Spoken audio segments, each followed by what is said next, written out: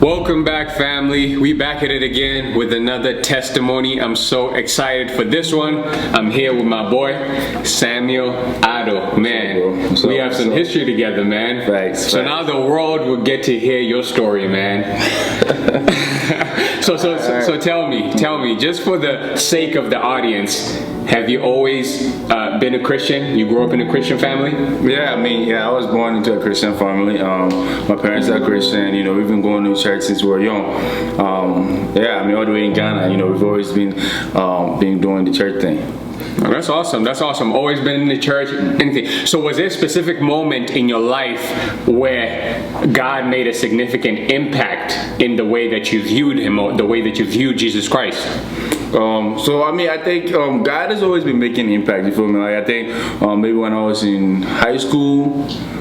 High school was when I started actually reading the Word. I remember I was working at Golden Coral, and which worked there. One guy came. It was a Sunday, and I was a cashier, and the guy was like, "Hey, he's like, oh, your name is Sam. I like your name. Can you have you read the book of Samuel?" And I was like, "No, I haven't yet." And he's like, "You should read it." And so it was just a simple act, you feel me? But when I went home, I actually read the book, and that was like my first introduction to when I actually read a book, you know what I mean, a book in the Bible. And it started getting my interest into it, and I remember it was so powerful. I remember I went out, I started praying.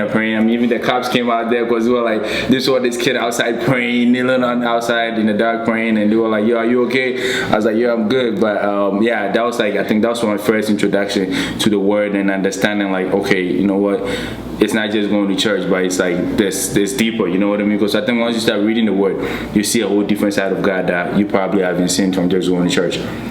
Awesome. So I hear the practicality, what you're talking about. Someone came to you in Golden Corral, said, "Have you ever read the book of Samuel?" Mm-hmm. Obviously your name is Samuel, so you went and read it, and then that just set you off, and you were outside praying, and people were worried. So that's awesome. So how would you say your journey through college was, and did anything change? What did God show you during that time? So as far as college goes, it was great. You feel me? It was good.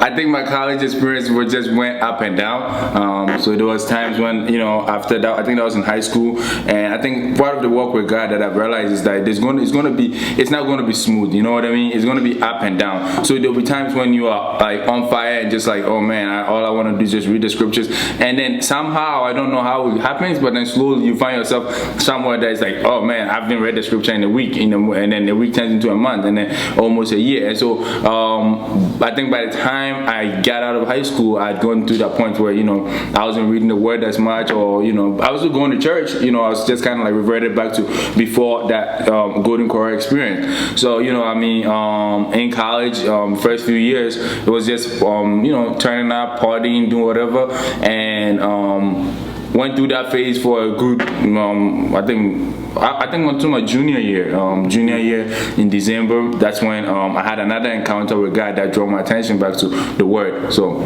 yeah. Can you tell us about that encounter? Because I can relate, because I think we were at that same stage together. Yeah. What you were doing, I was doing what I was doing. He was at the party with me, so. But anyway, God has changed our lives. So like we said, the Christian walk, sometimes you're on the point where you're on fire, and we want to maintain that consistent fire for the Lord, but all of it, God uses it for this glorification, right? Mm-hmm. So what was that second encounter like for you? It was just going through that whole party phase, and I remember it would just get to a point where it was man, I was just going to bed just feeling yo man, my life is really not going well, and I just felt like I was gonna die. I'm just being honest, I just felt like I was gonna die. And it was one time my brother calls me, and he's like, "Hey, we're going to the mountains to pray. Do you want to come?" And I was like, you know what, my life has just been feeling kind of I feel like it might end anytime, and I feel like I'm not as close with God or whatever, so I'll come to the mountain. So at that point, I think I invited a few of my friends, and I told Munya about it too, that hey, my brother is going to the mountains, so hey, you should come. And so I was in Greensboro, and so my brother comes, and They tell us we all go to the mountain, and at the mountain I had another encounter with God, and that kind of set me off on a complete turnaround, just like, which I think has been going a lot longer than the one that I had in high school, So we went to the mountain, we prayed, and got to reconnect with the Spirit, and I kind of basically slowly let go of that lifestyle that I was living. Awesome, yeah, because I remember that moment, because I think you came to me at that time and you're like, hey, I'm going to a mountain trip, so do you want to come? I remember that weekend I was scheduled to work, but then I was also in my own journey where I was searching and I wanted something different, because God was kind of like bringing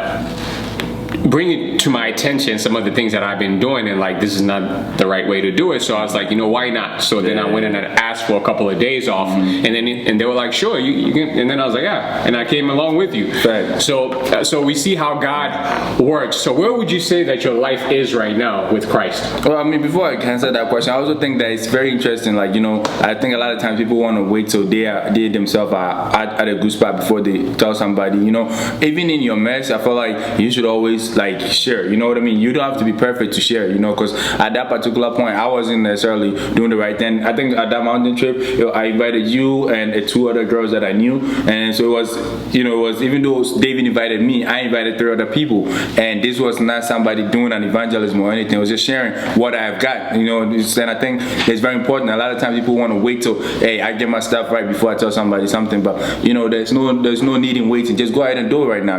Because you never know.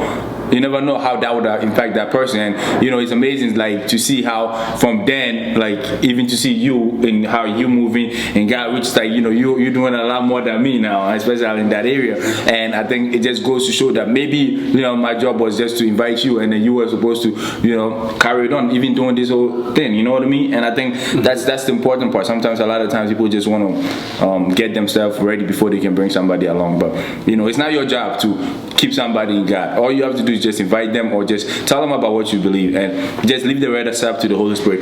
But going back to like where I am right now, so after college, I basically went to med school. So I'm in med school right now. So I'm in my 3rd year, and so now it's just I'm a little bit more focused on just like schoolwork, and that's something too that I think was another transition for me. I think my life just keep going through different transitions, but like I'm at a point right now where it's like I believe that with me being focused with school and everything, it's all part of God's work, right? Because in that I'm learning a lot about how to communicate with God. I've shared with you guys when I was studying for my exam, step 1. Well, before that, I had to take a comprehensive exam, and I didn't know how to prepare for it. And it was through all that prayers and everything we've done through at the mountains and all of that, I knew exactly how to go to God and ask Him for a formula on how to pass this exam.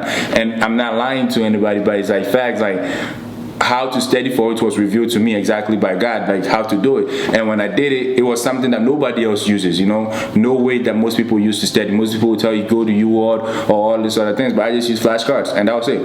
And I went to go take the same exams that everybody else does thousands of questions for, and I still passed and did good. So I think a lot of times it's like those things that we build in during that time actually comes to effect, and it's practical. You can use it in your daily life, you know what I mean? And so right now I think that's where I am. It's just how God is helping, showing me how to use how He can help me in my profession, like in schoolwork, in my career, like how to practically turn reading the Bible to reading textbook, you know what I mean? And it all works the same way, That's awesome. That's awesome, man. Soon we're gonna be calling you Dr. Sam. Facts. It's on the way. 2 years now. Awesome. I'm excited for you, man. I'm excited with what God is doing in your life, man. And I've been along the journey with you, seeing what God is doing in your life, and I'm so proud of you. And I pray that God will keep on elevating you and taking you to bigger and higher places. And definitely, like what Sam was saying, that you don't have to be at a perfect place to share your testimony. You don't have to be at a perfect place to bring someone into Christ. Because sometimes I think we wait for the perfect time.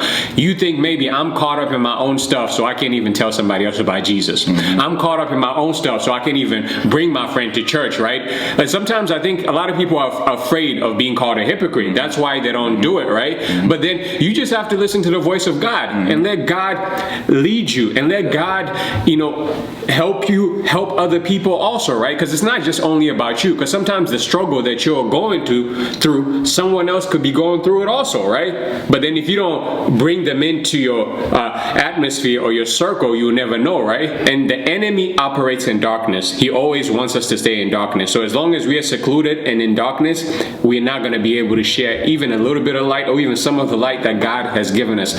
So this was an awesome testimony. And I also want to say though, like, I think what you said is true. Like, I think sometimes it's even easier when you are at a position where you are down, because you already know people who are down just like you. So when you like, hey, I'm ready to change my life, I always believe that if I feel like it's time for me to change, I feel like you feel like it's time for you to change too.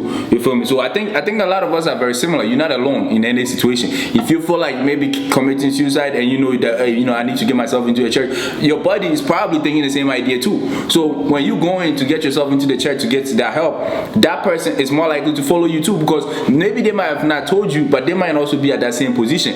So I think a lot of time, like Munyan said, man, being a hypocrite, there's nothing wrong with people calling you a hypocrite if you're going for help. You feel me? If you're going for help, then go for the help. Go for the help. Let them call you a hypocrite, but just go get the help you can. And sometimes, you end up making sure that you end up realizing, like, in God's plan, it wasn't just for you. God never, for me, I felt like it was about me. God trying to get me right. That's why I went to the mountain. But it wasn't just about me. It was about getting Munya right, and it's about all the people that both of us have connected with in the long run. There's a lot of people that we both connected with that by God's grace we have also brought into the ministry and brought into Christianity. And I think it's all because the fact that we are willing to call out our friends, be like, hey, I'm going. Come on, let's go. Amen. Awesome. So this was a great testimony. I'm so glad that we got to do this, before you leave for school. Yeah. And we'll see. We'll link up again. We'll have another testimony for you guys. So keep in touch, keep in tune. Subscribe to the channel.